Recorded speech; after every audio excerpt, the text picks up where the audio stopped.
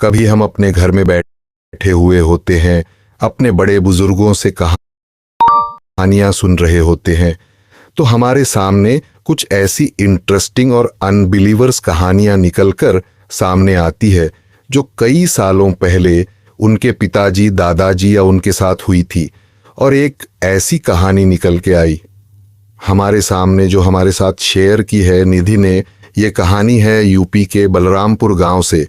और यहाँ पर जो भी कोई इंसिडेंट हुआ वो निधि के ग्रेट ग्रैंडफादर के साथ हुआ था, जिनका नाम था रवि प्रताप सिंह। तो हम उनको रवि बोलेंगे। और जब ये सब कुछ चल रहा था तो उस टाइम पर इस गांव में ऐसा माहौल था, ऐसी दहशत थी कि बच्चे और औरतें तो छोड़ो, आदमी तक भी रात को अंधेरा होने के बाद अपने घरों से बाहर नहीं निकलते थे। याद से करीबन 60 साल पहले की कहानी है। आखिर ऐसी कौन सी चीज थी जिसकी दहशत थी? इस गांव में रात के समय पर लोग अपने घरों से बाहर निकलने से भी कतराते थे। कहानी में आगे बढ़े उससे पहले, अगर आपके की शादी होने वाली थी, उसकी शादी की तैयारी चल रही थी और उसी के साथ साथ उसके पड़ोस में रहने वाले उसके दोस्त रामू की भी शादी थी, तो रामू के घर पर भी शादी की तैयारियां चल रही थीं और पूरे गांव के अंदर खुशी का माहौल था। आप समझ सकते हैं, आज से 60-67 साल पहले अगर आप जाएंगे तो जो गांव हुआ करते थे वह एक परिवार की तरह होते थे। और जब शादी का टाइम आता था पूरे गांव में फेस्टिवल की तरह हो जाता था। पूरा गांव एक जगह पर इकट्ठा होता था। और यहां सिर्फ इतना ही नहीं था, रवि और रामू दोनों की शादी एक ही गांव की दो लड़कियों जिनका नाम सपना और आशा था से होने वाली थी। और इन दोनों की शादी देखो, दोनों की शादी एक ही गांव में होनी थी। दोनों लड़के एक गांव के, दोनों लड़कियां एक गांव की। तो आपस में बातचीत करके डिसाइड किया गया कि यार दोनों की शादी एक ही मंडप में करवाएंगे। तो पूरा का पूरा गांव इनवाइटेड था, इधर से भी और उधर से भी पूरा का पूरा गांव इनवाइटेड था।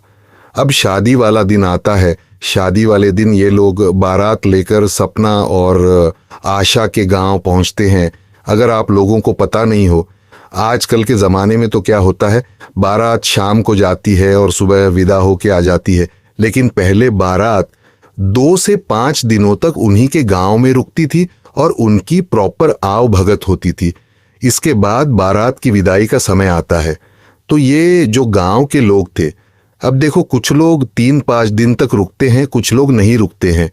तो करीबन आधे लोग गांव वापस जा चुके थे कि भाई गांव में उनको अपना काम वगैरह संभालना होता है। लेकिन यहां पर दोनों डोलियां लेकर अब गांव के लोग वापस से मब्बे जो बारात आई थी वो वापस से अपने गांव की तरफ निकली। तो पहले ये भी आपको बहुत क्लियर है कि पैदल ही बारात आया जाया करती थी। तो डोलियां उठाई कंधों पर लोगों ने और चलना शुरू किया। तो इस तरह से करीबन आप मान लो 4050 लोगों का हुजूम 2 डोले लेकर चल रहा था। और इनका जो रास्ता था वह एक जंगल में से होकर जाता था। तो जंगल जो था वो बहुत घना था। कई रास्ते वब्दे किराबगियों पर सकड़े थे और वहां पर गहरी गहरी खाया भी थी, क्योंकि पहाड़ी से होकर उसका रास्ता था। तो बारात चल रही थी। आगे आशा की डोली थी और पीछे सपना की डोली थी। अब सभी लोग बढ़िया अपने बातचीत करते हंसते गाते चल रहे थे कि तभी एक सकड़ा सा रास्ता आता है। सकड़ा सा रास्ता आने की वजह से 2-2, 3-3 लोग मिलकर उस रास्ते से निकलते हैं। अब डोली को 4 लोगों ने उठा रखा था और उसके अंदर दुल्हन बैठी होती है। तो पहले आशा की डोली को आगे किया गया। संभाल संभाल के लोगों ने उस डोली को आगे निकलवाया। फिर कुछ लोग निकले और फिर उसके पीछे सपना की डोली उस जगह पर आई। और सपना की डोली जैसे ही आधा रास्ता क्रॉस करती, अचानक से एक आदमी जो कि डोली लेकर चल रहा था उसका पैर फिसलता है और पैर फिसलने के से नीचे की तरफ गिरता है और डिसबैलेंस होता है। और उसके साथ साथ 4 लोग जो डोली उठा रहे थे प्लस डोली के अंदर बैठी सपना, वो सब के सब खाई में गिर जाते हैं। सब लोग की आंखों के सामने होता है, लेकिन सब कुछ इतना जल्दी होता है कि कोई कुछ समझ ही नहीं पाता है और सब उन लोगों को नीचे गिरते हुए देख रहे थे और नीचे बहुत घना जंगल था। जैसे वो डोली सड़क के नीचे गई, किसी को कुछ भी दिखाई नहीं दे रहा था। कोहराम मच गया सबको चलना। डोली गिर गई, डोली गिर गई, दुल्हन गिर गई, आदमी गिर गए, सब लोग भागकर वहां पर आए। सब लोग वहां इकट्ठे होकर देख रहे थे, लेकिन उनमें से किसी की भी हिम्मत नहीं थी कि उस गहरी खाई के अंदर उतर जाए या फिर जैसे तैसे करके उन लोगों को निकाल ले। उन्हें यह भी नहीं पता था कि वो लोग जिंदा है या फिर मर गए हैं। करीबन 1-2 घंटे तक वो सब लोग वहीं बैठे रहे।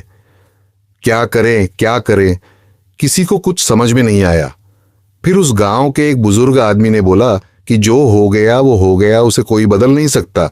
शायद इन लोगों की मौत यहीं पर लिखी थी। बाकी लोग डोली उठाओ और गांव चलो। इस हादसे से पहले जब वो ढोलिया लेकर आ रहे थे तो बढ़िया है ना, ढोल मृद बजते हैं ना जा। आपको पता होगा, गांव से जब ढोली लेकर आते हैं तो ढोल बजाते हुए चलते हैं। लेकिन अब इस हादसे के बाद सब लोग बिल्कुल चुपचाप अपने गांव पहुंचे। गांव पहुंचकर ये लोग सब रवि के घर पहुंचे। आशा की डोली को वहां पिछो उतारा। उधर उसी के पास में रामू के घर वाले अपनी बहू के आने का इंतजार कर रहे थे। जब उनको यह बताया गया कि किस तरह से हादसा हुआ, उस जो रामू था और उसकी मां थी वह बहुत ज्यादा घबरा गए।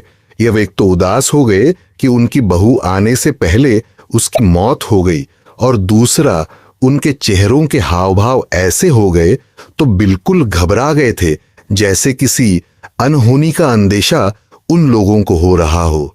और यह हाल सिर्फ उनका नहीं, रवि के घर वालों का भी था। आप यहां पर सोच रहे होंगे कि रवि और रामू पहले कैसे पहुंच गए। तो इनके यहां पर प्रथा थी कि दूल्हों को एक दिन पहले, विदाई से एक दिन पहले अपने घर भेज दिया जाता था और उसके बाद दुल्हन को पूरा गांव लेकर वहां पर आया करता था। खैर, अब कोई क्या कर सकता था।